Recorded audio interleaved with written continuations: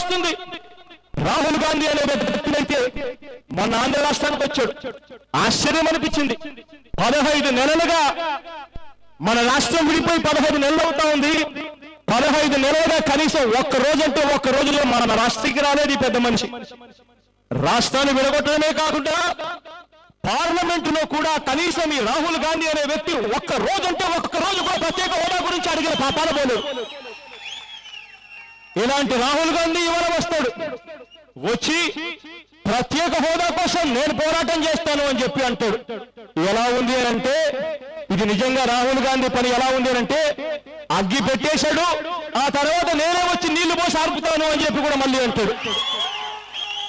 వీళ్ళంతా పెద్ద వాళ్ళు గొప్పవాళ్ళు కాబట్టి వీళ్ళు ఏమైనా చెప్పుకుంటారు.